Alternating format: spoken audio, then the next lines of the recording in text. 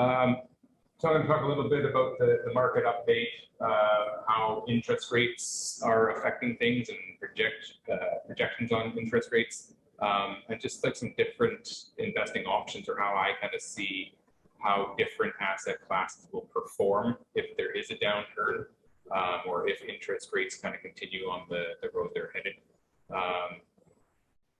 So I cut and paste this from February 22nd, 2021. So that was almost a year and a half ago. I talked in that one a lot about hedging inflation, which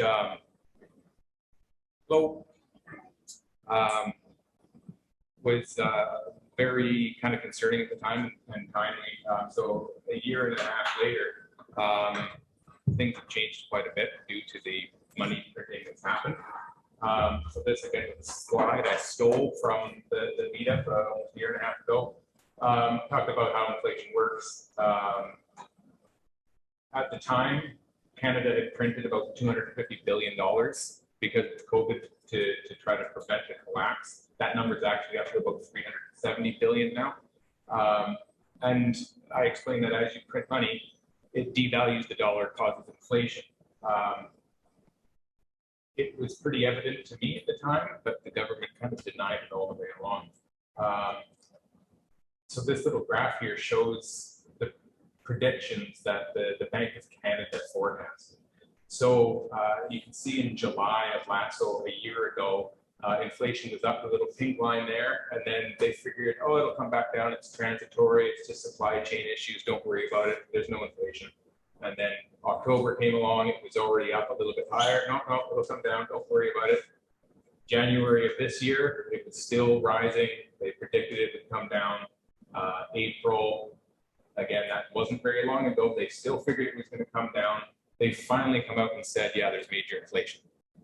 They, I don't know how they didn't figure out that this was going to happen from the very get-go. So as we all know, they're jacking interest rates to combat that, right? That's kind of how you prevent inflation from continuing. So no one has a crystal ball. No one knows exactly what effect interest rates are going to have as they increase on the economy. It's obviously going to slow it down to some degree. If it starts a recession, it's hard to kind of predict.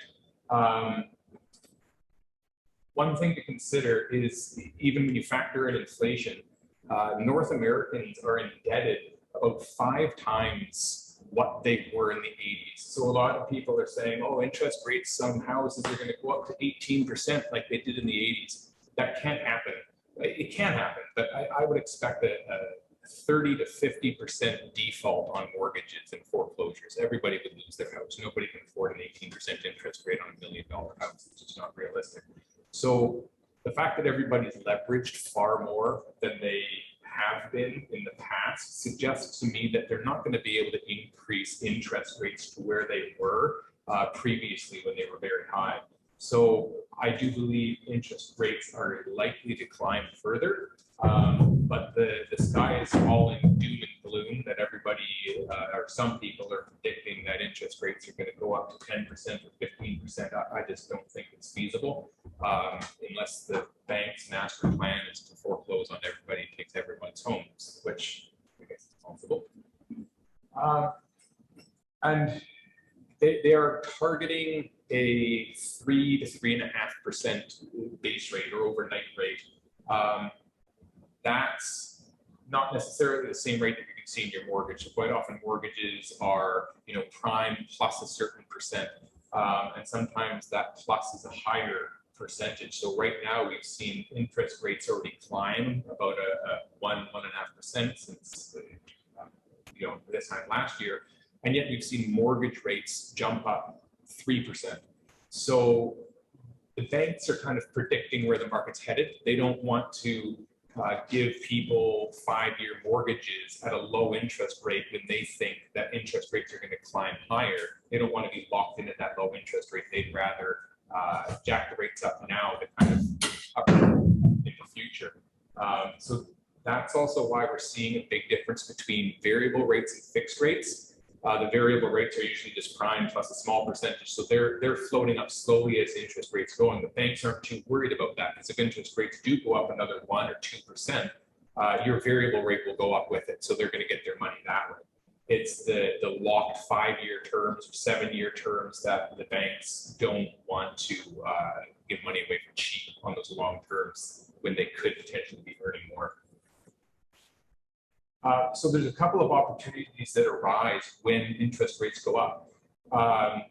So vendor take-back mortgages can be a lot more appealing. If I was selling a piece of property and I didn't have a mortgage on it, and there was a buyer that came along and couldn't get traditional financing for whatever reason, right now a fixed year 5-year mortgage is somewhere in the 5 or 6% range. That, to me, as the seller of the property, is a lot more promising. It looks a lot better to me than a year ago, where all I could get on the vendor take-back mortgage is 2%. That's pretty low. So there's opportunities, either if you're a vendor and you can afford to sell a property and carry the mortgage, you can earn 5 or 6%. Or if you're offering on a property and you can't get traditional financing, lending, if you are able to offer the seller 5 or 6% interest, they're probably more likely to take that now than they would be 2% a year ago. The other option is porting and assuming mortgages. So every mortgage rule is different, but if you have an existing house with a mortgage on it and you're going to sell that house, you can take that mortgage with you to whatever it is you're going to buy. You can't necessarily increase the value. If it's a $300,000 mortgage, you can only port a $300,000 mortgage, even though the property buying might require a larger mortgage. So you either need a second mortgage, or you might be able to blend them. The other option is, if somebody is selling a house, if you qualify for the mortgage, you might be able to assume their mortgage. So if they have a mortgage on the property at 2%, and it's a large mortgage that they just got a year ago, you might be able to step in, and as long as you qualify to the bank's standards, you might be able to assume that mortgage, which could have huge value. You could be looking at substantially reduced mortgage payments, or just being able to pay more for the property, because obviously it reduces your monthly payments. So as interest rates change, opportunities like that start showing up. So before we kind of move on to like the market and how it's affecting the market, does anyone have any interest rate questions? It's not too exciting, but so just markets. So this is just a graph. This is for all of BC.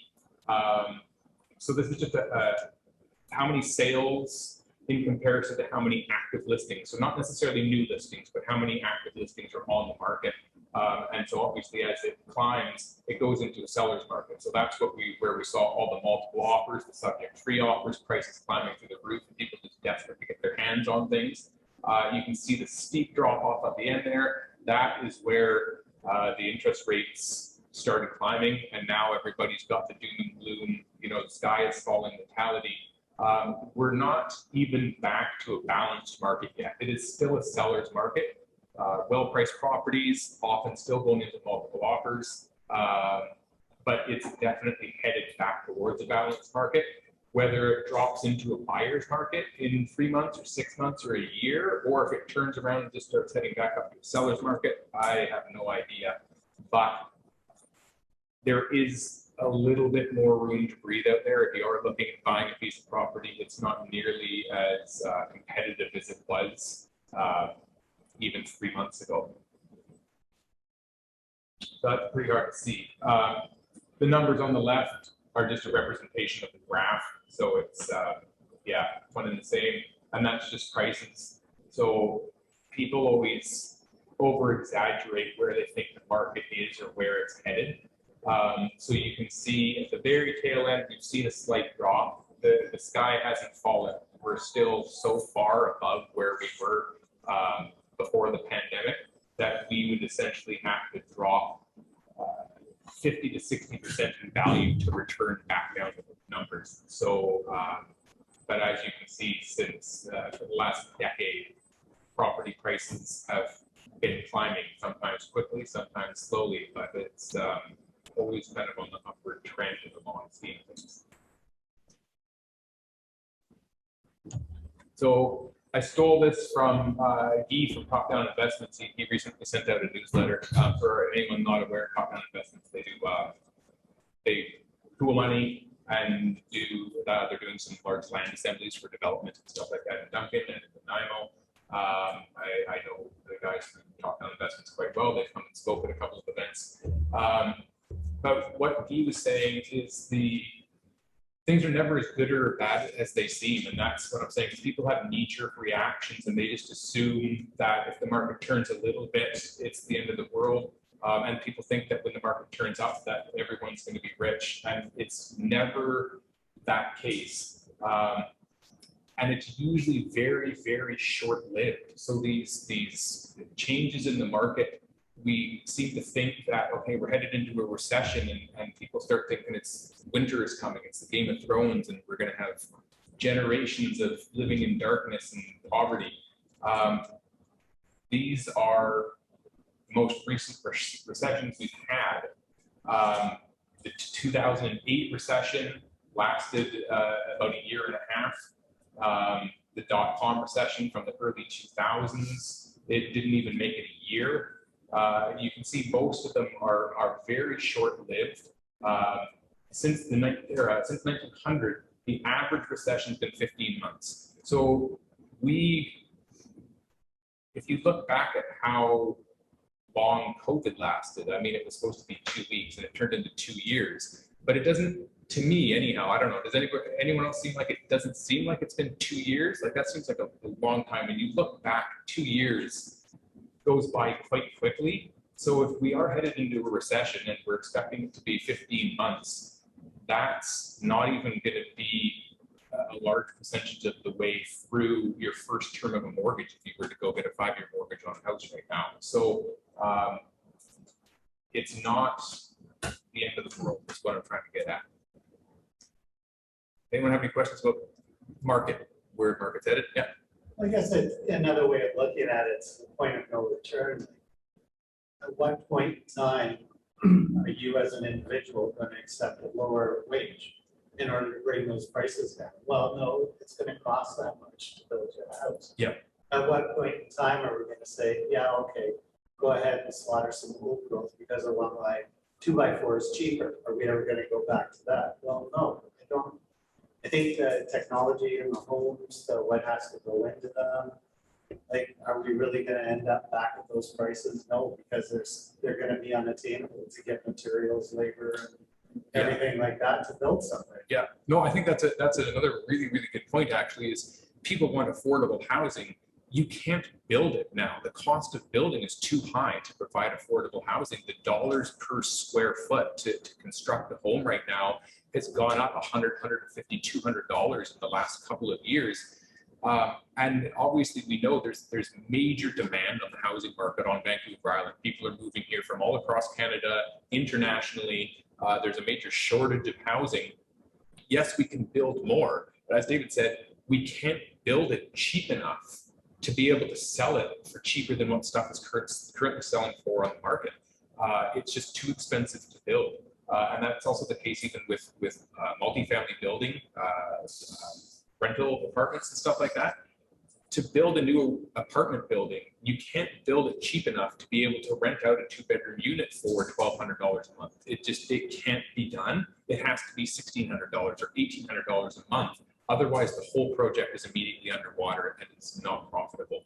So if we plan to continue to increase supply, it will be at the price of real estate today, which is going to hold up the price of the existing stock of real estate. So I think there could be a correction, 5% correction, 10% correction, but there's no chance that we're going back to where we were unless the demand for housing just completely disappears, which there's a housing shortage. We have, of all the G7 countries, we have the lowest housing stock per capita.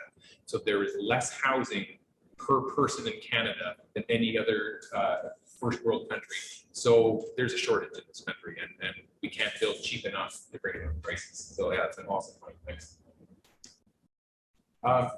So just because the market's turning, if you have money or plan to invest, it doesn't mean you should stop investing. You just maybe want to think of what your options are. If we are expecting some sort of recession, what's going to perform well? You don't want to just abandon the concept of trying to generate wealth because the market might change.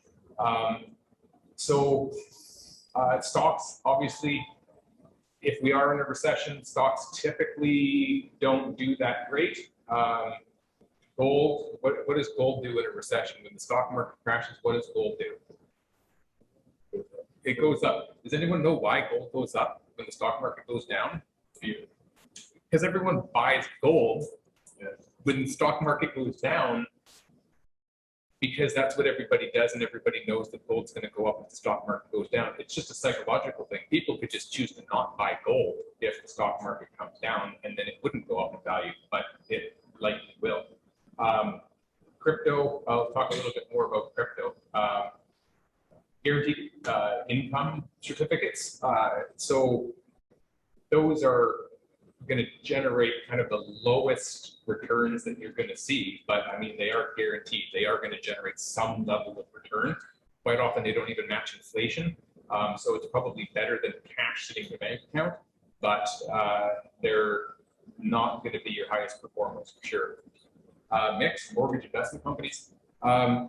So if anyone's unfamiliar with mortgage investments, it's a company and you're investing in a pool of mortgages. So they're usually spread over a bunch of different asset classes, sometimes residential, some commercial, multifamily, whatever it is. And so you're putting your money into those mortgages. So it's very diversified. So if one of those mortgages or a few of those mortgages go into default or get foreclosed on, the other ones continue plugging away. So you're never really at risk. Again, with mortgage rates increasing, they're going to start offering higher returns.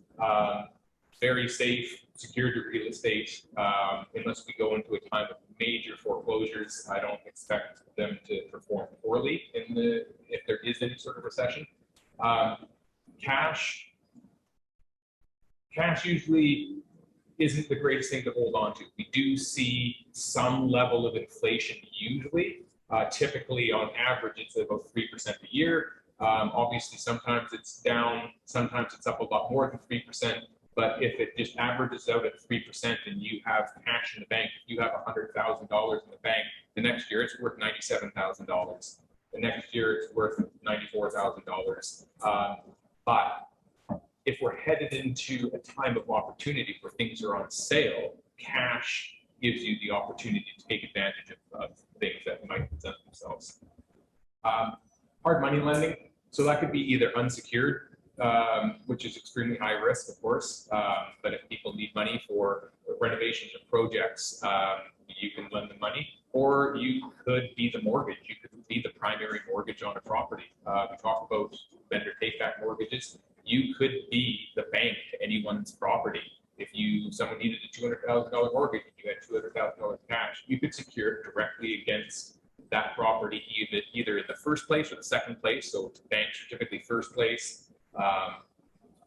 It's secured to the asset, but it's only secured to one asset. So in comparison to like the mortgage investment companies, if that one asset that you're invested in, if you're the only mortgage holder on that, if that person defaults, you're now going after them for money. So if it's underwater, it's a little bit higher risk. That being said, you've cut out the middleman of the mortgage investment company. You are getting that rate directly. So right now, mortgage rates are say 5%. You should be able to easily get 5% if you offer your money up as a mortgage, whereas mortgage investment companies probably aren't there yet. They're probably still in the 3 to 4% range.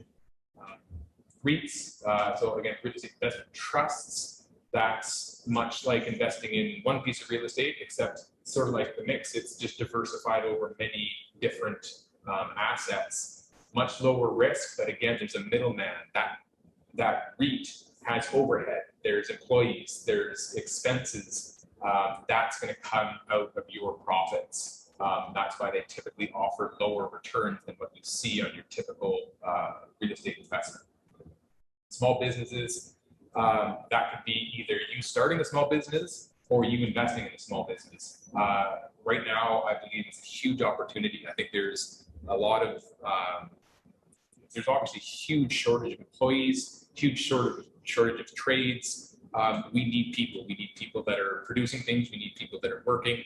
I think it's a great time to start a business. Obviously, not all businesses are going to succeed just because we're in a recession or just because there's opportunity out there. So that's obviously going to be very dependent on the business itself.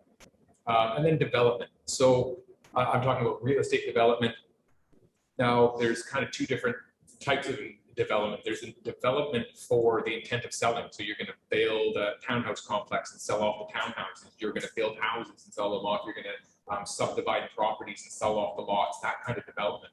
Now, to me, I don't think that's going to perform very well if we start seeing prices decreasing in value, even 5 or 10% over the next year or two.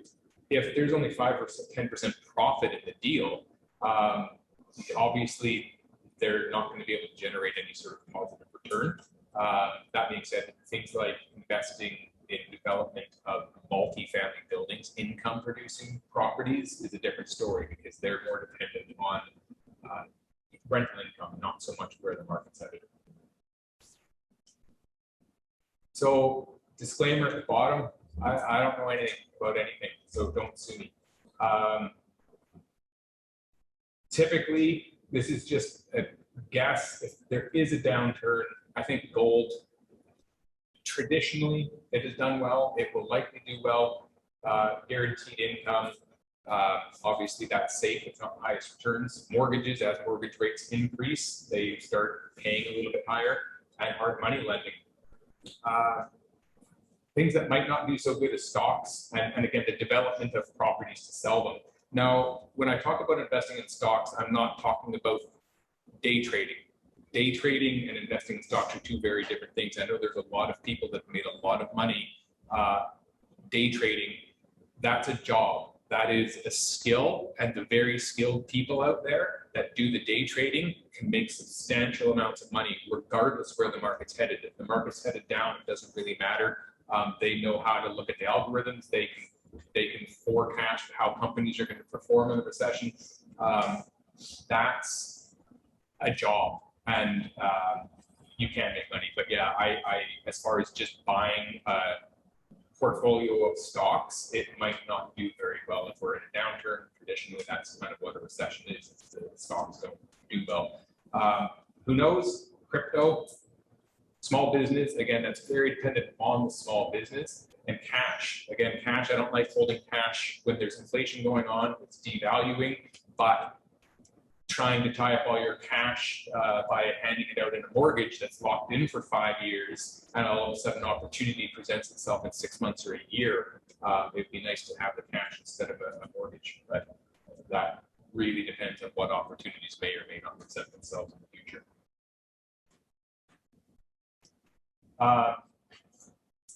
So I've talked about this kind of previously in other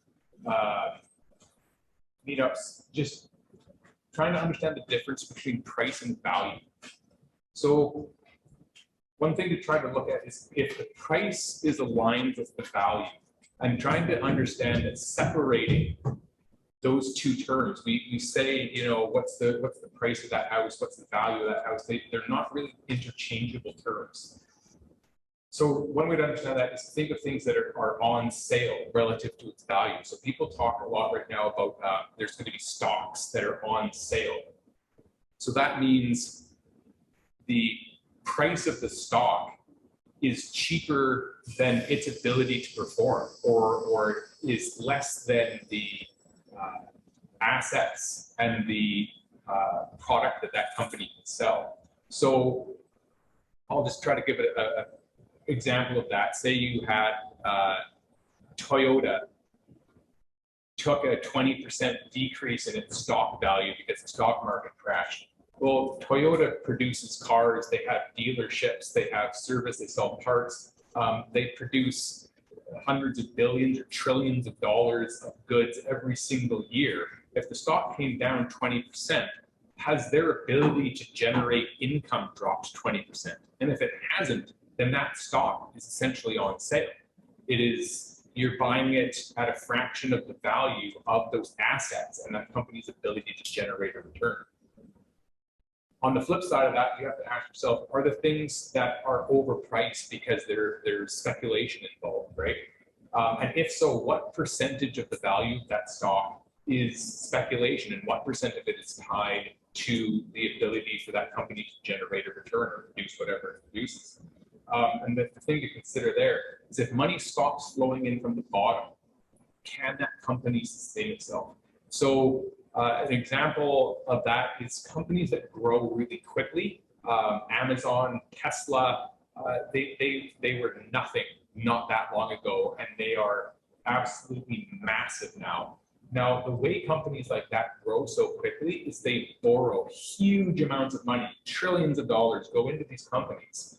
And what happens is they have a plan. We're going to produce a new car, and we need $1 trillion to make that happen. So they take $1 trillion of people's money and they stick it into building the assets required, the assembly lines of plants, the designs, whatever it is, put the dealerships out there, and then they start producing those vehicles. And once that production comes out, they're generating a profit. They can service that huge amount of debt load they took on.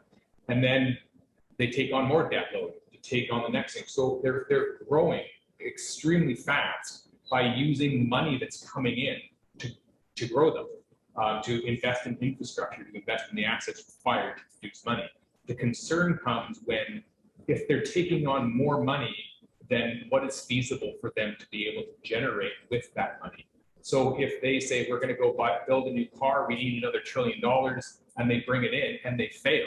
They misdesign the car. The number of units that they sell is substantially worse than what they were expecting to sell, and they can't generate the income that they were expecting to from that huge investment of money. Well, now what? Now how do they service that debt? The money's gone, and the income that they needed to service it isn't being produced. And companies like Tesla, if anyone follows Tesla, they have been millimeters from bankruptcy.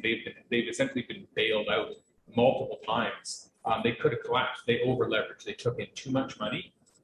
And companies like that, people speculate that they're headed for the moon. So they invest in this speculation, but the price is here. The value of what they're producing is still only here. It could reach where they project it's going to be, but the actual current ability to generate income is nowhere near where the actual speculation is. So as soon as the money stops coming in from the bottom, there could be a collapse. So it's a great way to make money. Obviously, people with Amazon stocks or Tesla stocks are super happy with where they're at, but those are much higher risk stocks than a stabilized company that doesn't take on that debt load, that doesn't take those chances. So companies like Toyota or Hyundai, who makes freighters, cars, heavy equipment, and they've been around for decades and decades. Their growth is much slower than Tesla and Amazon, but they're also a lot more stable. So just be careful that there's not too much speculation going on. Just speaking of cryptocurrency, I've never really had great things to say about cryptocurrency. Bitcoin is down about 60% from 6 months ago. I think it was, I forget what the other one that I posted there was, but it's down about 72% from 6 months ago. If you want to talk about things that are speculation, cryptocurrency doesn't produce an income, and it doesn't have assets. Maybe there are small assets. Maybe there's computer systems and networking and servers and stuff like that. But when you talk about Bitcoin, the total amount of Bitcoin out there being worth trillions of dollars, and there's not trillions of dollars worth of assets, and there's not any income from Bitcoin to service trillions of dollars worth of capital. So it's really essentially a pyramid scheme. And pyramid schemes, if you're in at the beginning, can make you rich. If you're in at the end, can make you broke. So for everybody that bought Bitcoin for $100 and then saw it rise to $80,000, it took a lot of people to buy at the top and lose their money for those few people to make the major amounts of money they have. So essentially, if you're getting wealthy off of a cryptocurrency, there's a lot of people who need to be losing money in order for that to happen. That's just how the system works. I shy away from things that are strictly speculation. It's really no different than buying lottery tickets. Lots of millionaires have been made buying lottery tickets as well. And your odds are probably similar to picking the right cryptocurrency that happens to skyrocket right after you buy it. Personally, and I have an extremely biased opinion, I'm not a big fan of cryptocurrencies. So speaking of biases, what can generate a good return on investment regardless of where the market's headed? Surprise! It's real estate. So the reason I invest everything into real estate, and many people suggest that I diversify, and I don't. Real estate is sort of like investing in the mortgages or the guaranteed incomes. They are producing something. They are producing an income. So you're not reliant on the value of real estate to increase. And that's something that people that are typically investing in stock markets fail to understand. You're investing in the income stream. You're not investing in the fact that real estate might go up 10% next year. It might, but if it doesn't, you're still going to generate a return. And that's why if you invest, even if the market is going to flatten out or see a downturn, you're still going to generate a 10 to 15% return on your income, regardless whether the market's going up or down. And going into a market of uncertainty, I don't know what else you can invest in that's going to give you a 10 to 15% return. Another way I like to try to explain it to people is if you found a $1 million property, say it's a fourplex in Nanaimo, and you've got $200,000 to put down, and you go to the bank, they're going to give you $800,000 to buy that asset. That's a gift from them to you under the terms that you're going to pay it back over the next 25 years, 30 years, whatever the terms are. So they're just going to straight up give you $800,000. So that's a lot different than going and buying $200,000 worth of stocks, where you can only buy $200,000 worth of stocks. This is going to be you investing $200,000 in real estate and then someone giving you a check for $800,000. Now, yes, you have to pay it back, but what if someone else pays it back? What if you have tenants that move into that fourplex and they pay it back over the next 30 years? Then that was just a free check for $800,000, and I'll take as many of those checks as I can get. Now, people say, well, yeah, what if the market drops? In that scenario, the market dropped in half and stayed that low for 20 years, you'd still actually turn a profit. Because of the amount of debt that you'll pay down, you'll actually still make money. So in a market where real estate drops 50% and stays that low for the next 20 years, where do you think the stock market's at? Where do you think our economy's at? Like, that's the worst case scenario. That's doom and gloom, and you still make money. So name another asset that you can invest $200,000, turn it into $1 million, which is a 14% return on investment without monthly contributions. So you're not putting money into a savings account or stocks every single month.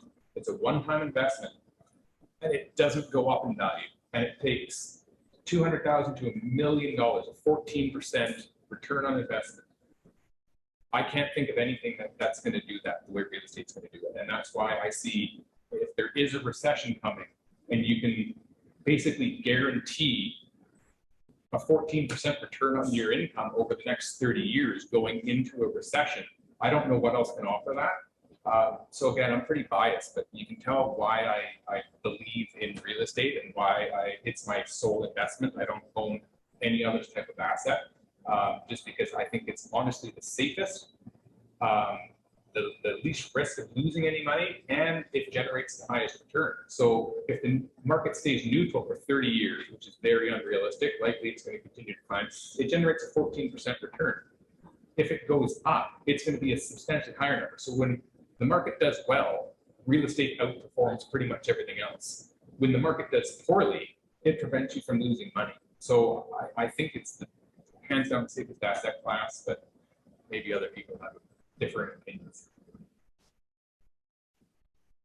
So again, it's really hard to lose money. This is just kind of a quick example. This is actually numbers run off of a house in Nanaimo that's for sale right now. The $700,000 house requires a $140,000 down payment, which means you're going to get a $540,000 mortgage. Now, these numbers along the bottom are based on a 0% appreciation, both in the asset price and rental increases. So this is projecting that over the next 30 years, real estate does not go up again, which is not that likely, and that rents can't be increased for the next 30 years, which again is pretty unlikely. You lose 50% of the value. So you buy it at $700,000 and the value of it drops down to $350,000. You'll still make a $210,000 profit in the next 30 years. So again, find me something that would still generate a return, even if we go into some doom and gloom stuff. You can see the cash flow remains the same across the board because it's rent's not increasing through there. And you can see at the 20-year mark, your net profit is $355,000. Now, if the has dropped 50% in value in that time, you're going to take your $700,000 property, drop it to $350,000. You're still going to have made actually $5,000, which again, we're at half the value in 20 years. You've still generated a profit. But if the market stays stagnant across the board, it doesn't go up $1, which I've never seen in the real estate market. Your internal rate of return starts at about 10%, which is pretty good. And your return on investment, you're going to double your money in essentially 10 years, which again is a pretty substantial return on investment, considering that the asset hasn't increased in value at all. The one disclaimer I do need to point out about real estate is its greatest strength is leverage. So if real estate, if you're leveraged 5-to-1, you put 20% down and you have an 80% mortgage, and appreciation is averaging 3% for the next 2 years, 5 years, 10 years, 30 years, you've actually generated a 15% annual return because you can multiply that number by 5. The flip side of that is because you're leveraged, if things depreciate, that leverage is actually going to hurt your money more. So if we see prices drop 10% in the next year, that's actually going to be a 50% loss on your down payment if you put 20% down. So that's why I always recommend you buy for cash flow. Don't put yourself in a position where you're forced to sell. If we are headed into a downturn and you buy a property that's costing you $500 a month to hold on to, that's when you're going to be in a position where if you lose your job or you want to change professions or whatever it is, and you take a pay cut and you can't hold that property, you then have to sell it at a loss. If you can hold your property for at least 5 years, preferably maybe 10 years, we're not going to be in a worse market at that point in time, as far as I can tell.